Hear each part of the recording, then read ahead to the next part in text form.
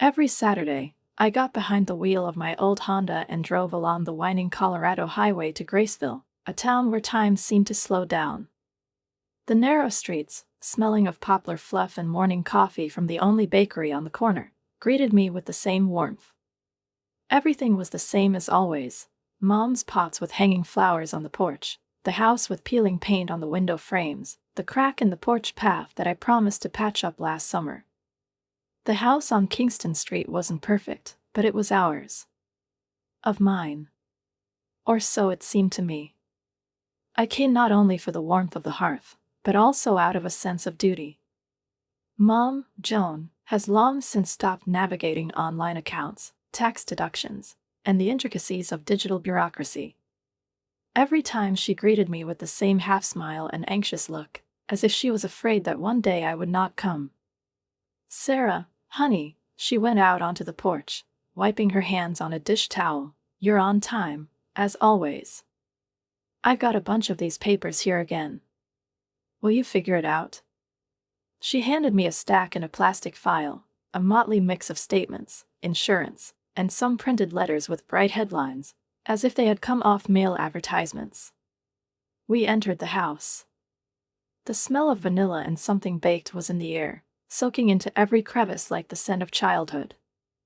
Mom went into the garden, to her orchids, her pride, and her solace. I was left alone in the kitchen. The light of noon filtered through the lace curtains, lay on the tablecloth and reflected in the porcelain cups on the shelf. It seemed that nothing was changing in this house. I began sorting through the papers, out of habit, with automatic zeal. It was a ritual, almost meditative. My fingers flipped through the pages, my eyes skimmed over the numbers and dates, until one envelope stood out from the total mass. It was thick, with slightly yellowed edges, ivory in color, and smelled of old paper. On it, in neat handwriting, was written, "Inheritance Plan and Will." I picked it up. His pulse was racing. It was as if something deep inside me immediately realized that this was not just a document, it was a door behind which something irreversible was hiding. I didn't immediately decide to open it. I felt guilty, as if I was invading my parents' personal space. But the rational part of me, the one that had been keeping their accounts for years, calling plumbers, negotiating with insurance companies, reminded me, you have a right to know. When I opened the folder and started reading, the lines merged into one long stream: figures, formulations, legal phrases, until I reached the section, Property Distribution. That's where I stopped. My stomach tightened. The house, with a market value of almost $500,000, was bequeathed to my younger sister, Ellie. Her name shone on every line: ownership, mother's wedding ring, family silver. Not a single mention of me. Only a cold conclusion: we love both of our daughters. My hand trembled. The paper rustled in my fingers like autumn leaves under my feet. Fragments began to pop up in my head: how, as a student, I worked the night shift at a gas station in order to make the next mortgage payment on time. How she carried sacks of cement when she helped her father repair the basement. One winter, at 3 o'clock in the morning, I took my mother to the hospital because her asthma had worsened. I don't remember how long I sat there, clutching the paper. Maybe a minute, maybe forever. Everything seemed to freeze, except for the ticking of the clock above the stove. Then footsteps came from the street, light and familiar. Mom came back from the garden. "Did you find what I asked for?" Her voice sounded casual, as if nothing had happened. I got up. The paper was shaking in my hand, but my voice was calm, even too calm. "Mom, it's true." I showed her the will. She froze, as if she had stopped breathing for a second. His eyes slid to the envelope, then to my face. Her face paled. "Oh, Sarah," she reached for her sweatshirt, as if she suddenly felt cold. "This is. We thought you could handle it. You've always done well." As if to confirm her words, her father came into the kitchen. In his hands is a mug with a chipped edge. He put it on the table and looked at us. You don't have to overreact, Sarah, he said, not even looking me in the eye. You're strong. Ellie still doesn't understand a lot of things. I laughed, a short, bitter sound, as if it had come from deep inside. It wasn't a laugh. It was fatigue disguised as irony. She's 30, Dad. She changes jobs every 3 months, lives off the income from a podcast, and can't pay for her phone on time. And I've been paying for this house for the last 3 years. I was fixing the roof. I didn't let it fall apart. Mom came closer and put her hand on my palm, which was still clutching the paper. Don't think about it like that. I just wanted Ellie to feel safe. I pulled my hand away. She nodded slowly. There was something icy, calm, and frightening in my gaze. Have you thought about me? The one who kept this house afloat all these years? Neither of them answered. Just silence. I put the will back on the table, like putting a weapon down after a lost battle. Thanks for showing me where I belong, I said, and headed for the door. Not a single voice called out to me. Not a single step followed me. For the first time in many years, I didn't feel any pain. Just a vast, echoing void. It's only been 2 days since I left my parents' house, leaving their will on the kitchen table as a declaration of war. I didn't know what to expect. An apology? An explanation? Maybe. But definitely not what came into my phone that evening. A message from his father, laconic to the point of cruelty. Sarah, don't forget about this month's mortgage. I reread it several times, thinking that maybe I missed at least a hint of regret, an attempt to talk, to somehow explain myself. But no, it's just a reminder of the payment, as if nothing had happened. It was as if I wasn't standing in the kitchen of their house, holding in my hands a document in which I didn't exist. I typed the answer with icy calmness. Let Ellie handle it. This is her home now. My finger hovered over the send button for a moment. Not from doubt, but from the fact that it was the first time I said no. A real no followed by no, but if necessary, I'll help. I pressed send and put the phone down on the table, feeling something snap inside, as if a link in a long chain had finally broken. A couple of hours later, I received a message from my mom. We need to talk. I didn't answer. Not because she didn't want to, but because she couldn't. There was an emptiness inside me, not pain, not anger, but a dull, almost sacred silence. I was sitting in my tiny apartment, looking out the window at the raindrops rolling down the glass, and I felt my back straighten. It was as if my entire skeleton, bent for years under the weight of other people's needs, other people's decisions, and other people's expectations, finally remembered what it means to keep my posture. The following days were strangely easy. I no longer checked online banking or tracked accounts. I deleted the payment reminders that had been stored in my phone for years. Water, 15th, electricity, 20th, insurance, 1st. Each removal was like a breath. As a ritual of liberation. I went to the store and bought myself a dark chocolate cake with cherry syrup and a thin sprinkle of cocoa.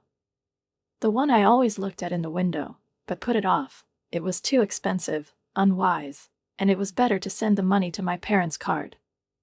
I brought it home, put it on the table, cut it into pieces and ate it slowly, with pleasure, with respect for myself, as if I were a guest who had not been invited for a long time.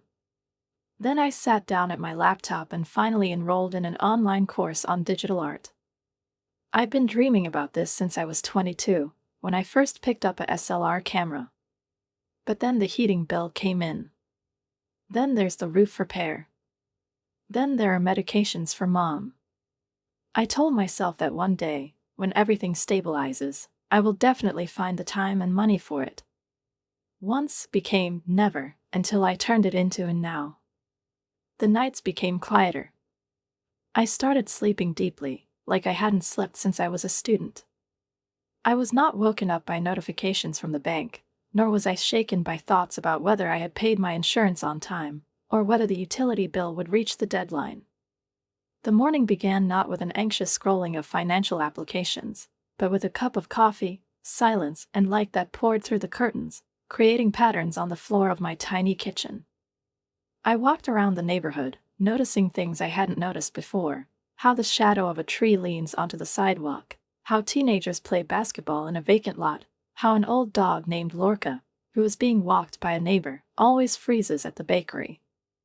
The world started to sound different. Not louder, but clearer. When I looked at my phone on the third day, there were no new messages or missed calls.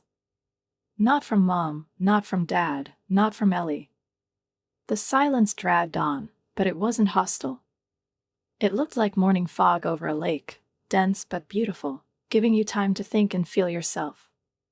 I put on music that I hadn't listened to in a long time, took brushes and paints and just painted. Without a goal, without trying to do well. I just allowed myself to create. There was more life in this paint on canvas than in the years spent between bills and compromises.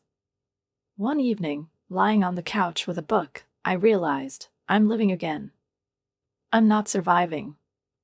I do not exist in the do everything that is expected of me mode. I live, I breathe, I eat, I sleep, I laugh. Everything is simple. Everything is mine. And most importantly, I no longer felt guilty. For the silence. For refusing. For choosing yourself. And it was this feeling of freedom without excuses that became the most unexpected gift of this inner change. A week passed in silence. There was no beep, no insinuating messages with exclamation marks that used to pour so generously into my phone. This silence was unusual, but there was a strange music in it, a peace that I learned to appreciate. I woke up in the morning without anxiety, without obsessive thoughts that I needed to pay for something again, save someone, fix, cover up, lend a shoulder. The world began to resemble the surface of a lake in the early morning, cool, lulling, honest. But the lull was, as it turned out, temporary. One afternoon, when I was returning home from a walk in the park, my phone vibrated in my pocket. Message. I clicked on the screen and saw the name, Ellie. You always said that family is the most important thing. Why are you looking away now? I stopped in the middle of the sidewalk. The words were typed with feigned gentleness, as if smeared with jam, under which bitterness could be seen. I stared at the screen for a long time before I started typing the answer. Family is about respect and justice. Rather than using it until the person is exhausted. I sent the message, pressing the key with more confidence than I had felt in a long time. I wasn't shaking. It wasn't flooded with guilt. It felt like I was slowly and patiently peeling off a patch that had been stuck on for too long. 3 days later, silence again. I was almost used to the pauses when I suddenly received a notification from the bank, an incoming transfer request for $2,900. Sender, Mom. No text, no explanation, just a request, as if there was no betrayal, no pain, no conversations that never took place between us. I silently clicked reject. My heart didn't flinch. There's a call in about 10 minutes. The name, Mom, flashed on the screen. I let the phone ring to the end. Then another message. Did you really see the request? Why did you refuse? I looked at the screen, then at the reflection of my face in the window. There was no anger or tears in my eyes, just fatigue and hardness. I typed without pathos, clearly. Because this is no longer my responsibility. Ask Ellie. And at that moment, I realized that the boundary that I had been imagining for so long had finally become real. I stopped being their backup parachute. Their invisible guarantee. And even if they didn't understand it, I knew.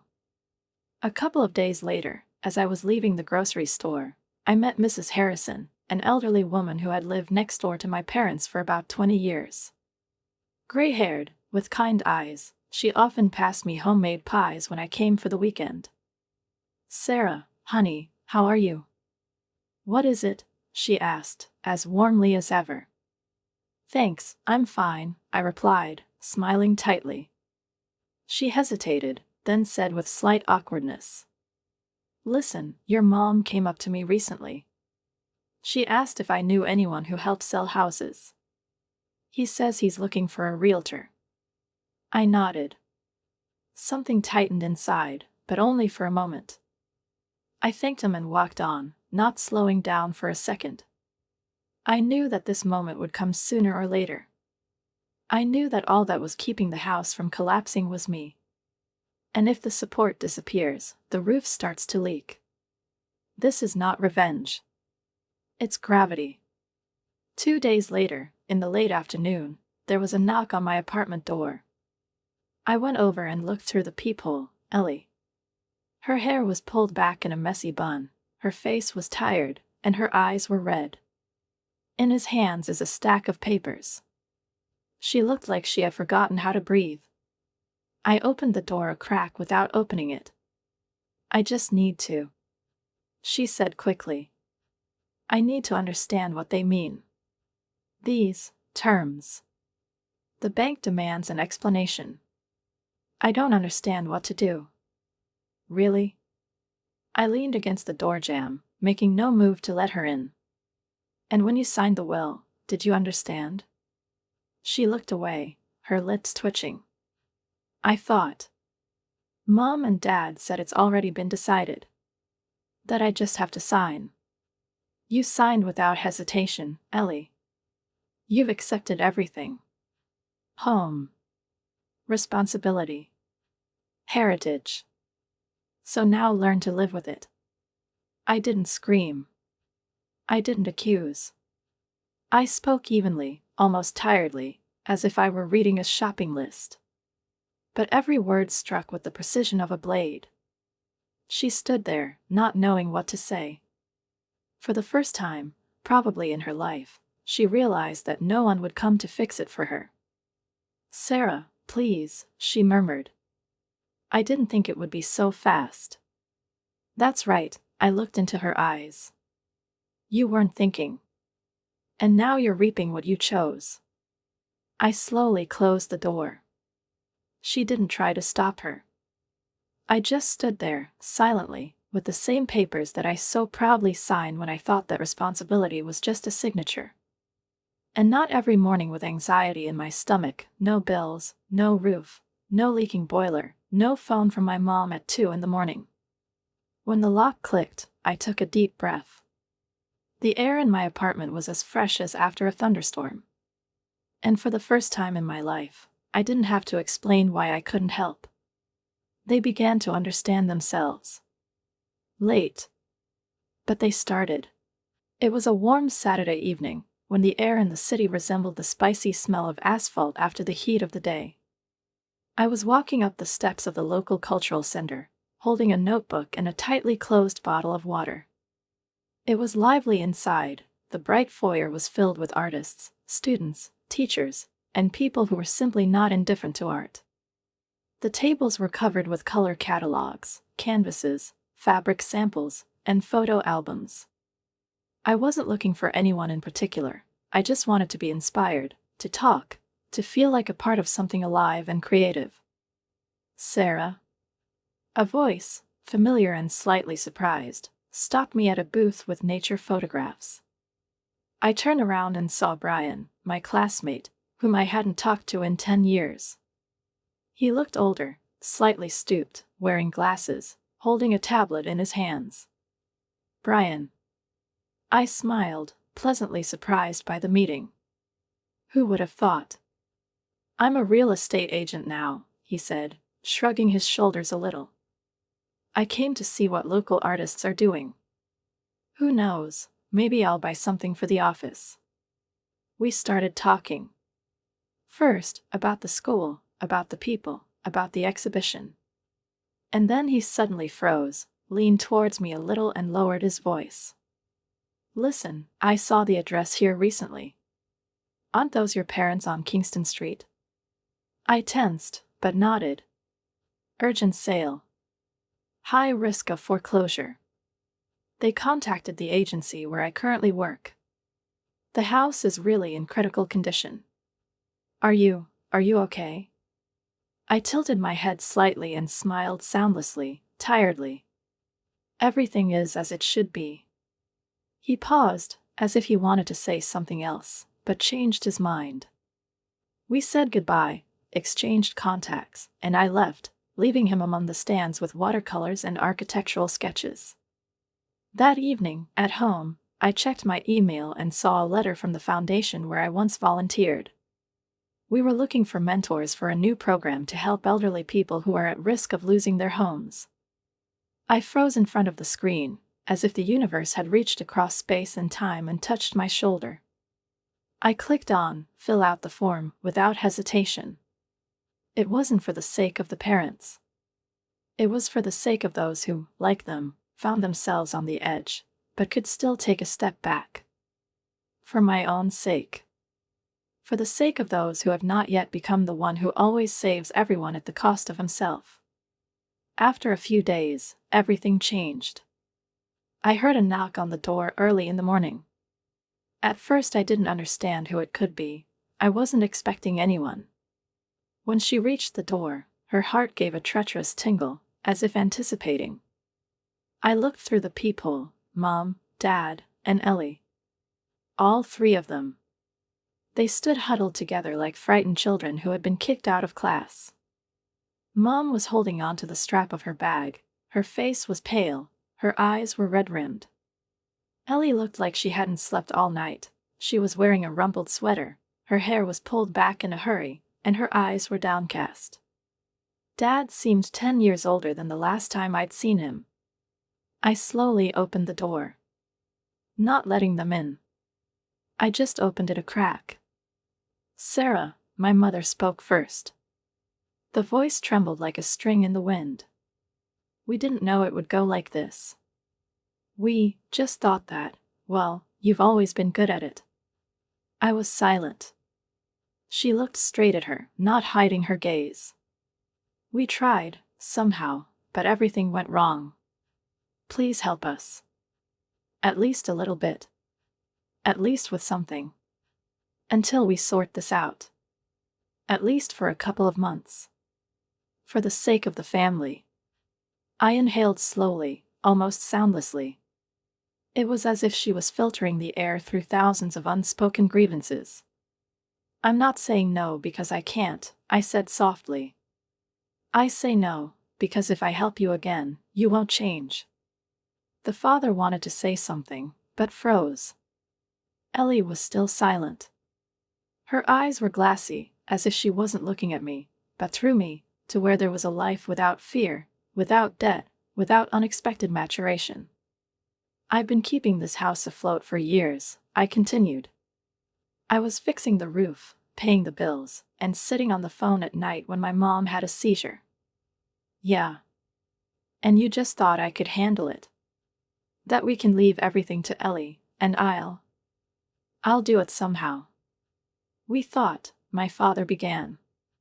"You weren't thinking," I interrupted. "You're used to it." I looked at Ellie, and she flinched. "You were silent when you signed the papers. When I took over the house without thinking about what was behind it. You're still silent.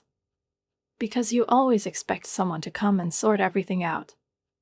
Only that someone is no longer me." They stood there, confused. It was as if they hoped that it would be enough just to come, cry, and everything would return to normal.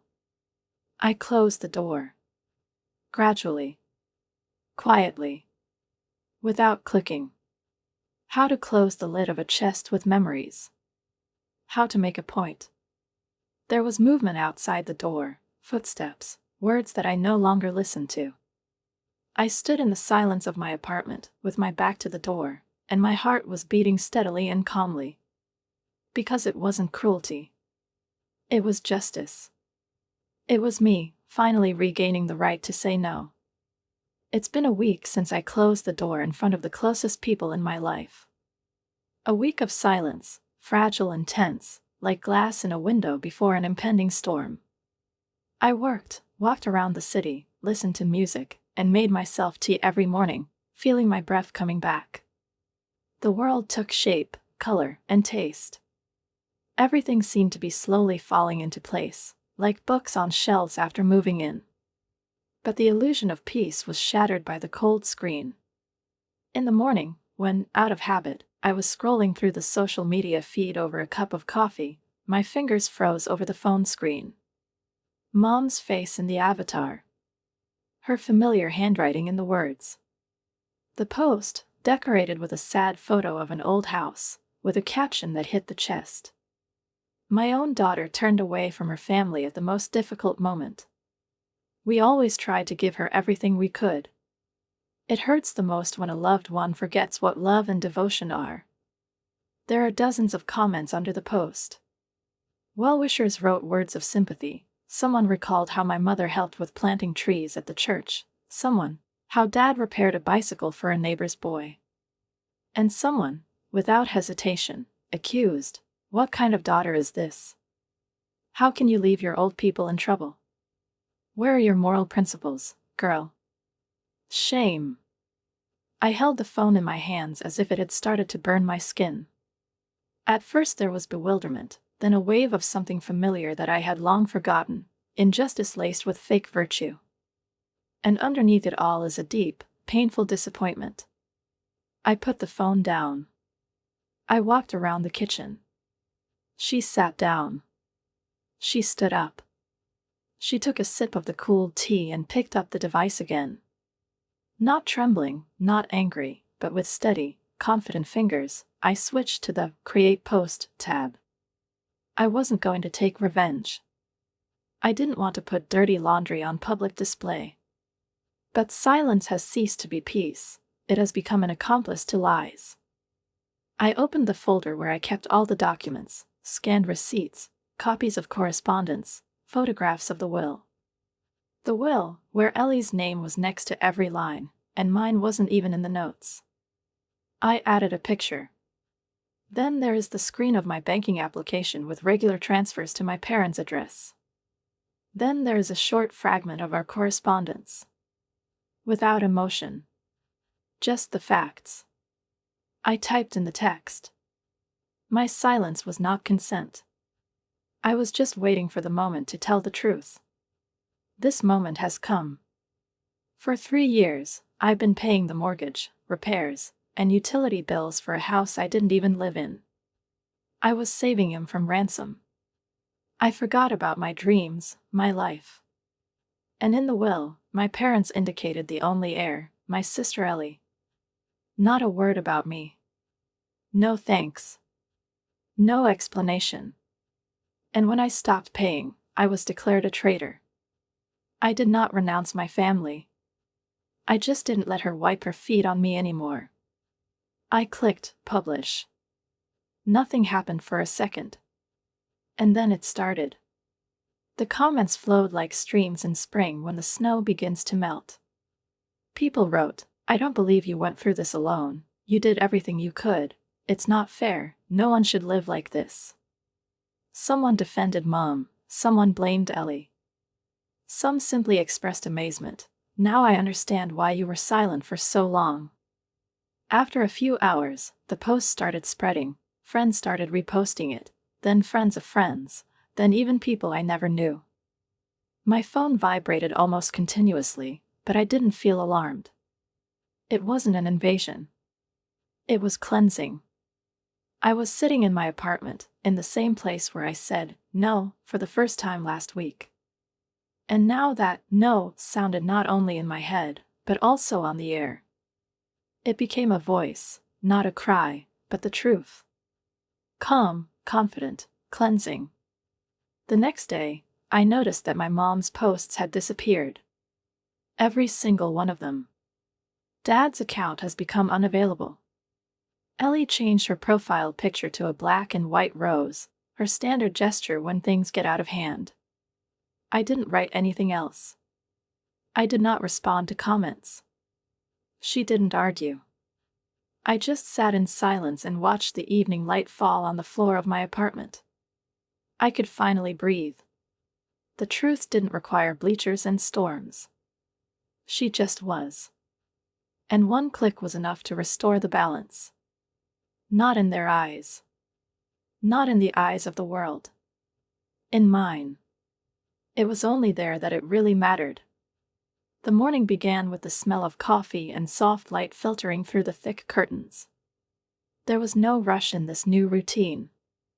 I no longer woke up to alarm notifications, checked my account balance with a sinking heart, or scrolled through a long list of other people's affairs that needed to be solved. My life now belonged to me, and every morning it began with a choice to live. I taught at an art center where the walls were painted in warm colors and the windows overlooked flower beds with sunflowers. Teenagers came there not only to learn photography, but also to find their voice, their point of view. I taught them not only technique, but also how to feel, how light falls on a face, how a shadow enlivens a line, how a frame can tell more than words. Their enthusiastic glances, the first timid pictures, the uncertain, did it work? All this reminded me that I, too, had once learned to see. In the evenings, I sat down at my laptop and took online courses. I mastered video editing, learned new software, and read articles about visual storytelling. My desire to grow was no longer held back by other people's priorities. Now my time was mine, and it was the most precious gift I had given myself.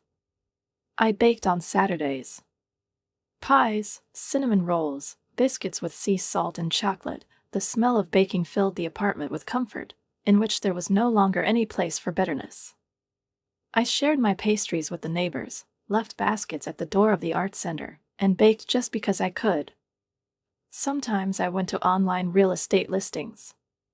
There, among the many addresses, a familiar one appeared again, 218 Kingston Street. The house was being sold again. The price has dropped. No urgency, no loud descriptions. Just on sale. My friends wrote that Ellie had returned to her parents. I didn't ask for details. I knew that the truth always finds a way to seep through, like rain through cracks in an old roof. One day, a letter arrived. It's real, paper, in a blue envelope. Mom's handwriting, I recognized it at first glance. In the letter, she wrote about sleepless nights, the fear that there was nothing left to fix, how her father was getting weaker, how they no longer knew where to start. At the end, there was a phrase, "If you still want to, I'm here." I didn't tear up the letter. I didn't answer. I just put it in the drawer with the drafts and the unfinished manuscript. As a reminder. As something to return to if necessary, but not necessarily. Meanwhile, my blog, which I ran almost anonymously, suddenly began to gain popularity. It was about boundaries, about getting out of toxic relationships, about learning to choose yourself without feeling guilty. People wrote me letters. They thanked me. They said that I said something out loud that they didn't have enough words for. Some wrote long stories, others just, "Thank you." I read every message. And she answered. Because she knew how important it was to be heard. At one of the local exhibitions, I presented a series of photographs, black and white portraits of loneliness and light. There was an old woman with her hands folded in prayer, an empty chair in an autumn park, and a boy with a kite against the gray sky. And a self-portrait. My face in the mirror is not distorted by emotions, but calm, balanced. That frame became the central one. After the exhibition, a woman came up to me. About 40 years old, with soft eyes and a slight uncertainty in his voice. "I do not know why," she said, "but each of your photos seems to speak on behalf of someone who has been silent for years." I nodded. Words were superfluous. I wasn't angry anymore. She didn't hold any grudges. I let go. Not for them. For myself. My story is not a tragedy. This is the way. Not about the breakup, but about the return. Returning to myself. To the one I lost in the endless struggle for approval, for love, for the role of a good daughter. Now I was just a woman who was learning to live. I learned to say no. I learned to be free, not from someone, but for myself. For the first time in years, I felt like I was actually breathing. Deep. Clear. It's like the air in the mountains after a thunderstorm. And most importantly, I knew I live. Not in the shadows. Not on the sidelines of other people's expectations. And in the center of his life.